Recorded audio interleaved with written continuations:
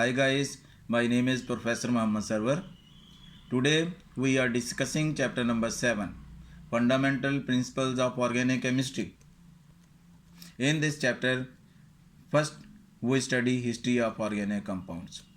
Organic compounds are those compounds which are considered to be obtained from living things like plants and animals. One of the most important questions about the history of organic compound is the vital force theory. Early chemists could not synthesize organic compounds in the laboratory. So they believed that organic compounds were only be synthesized in plants and animals. This belief was termed as vital force theory.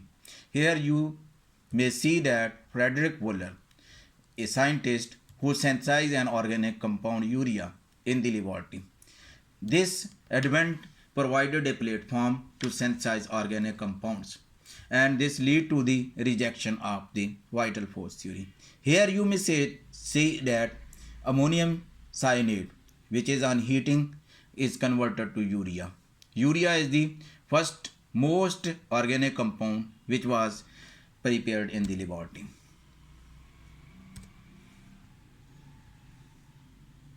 Now we are going to discuss organic chemistry definition. The modern definition of organic chemistry is that organic chemistry is the branch of chemistry which deals with the study of organic compounds like hydrocarbons and their derivatives.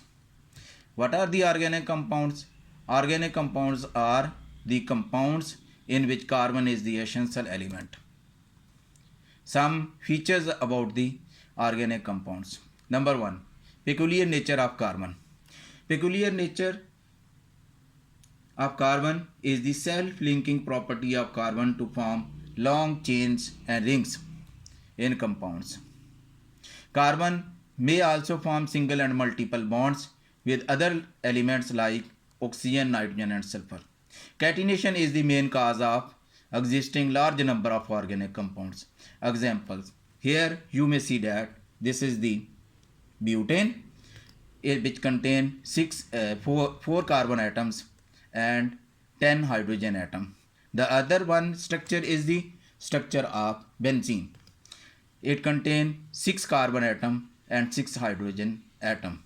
The next one compound is the ethyl alcohol, in which the oxygen atom is also included here.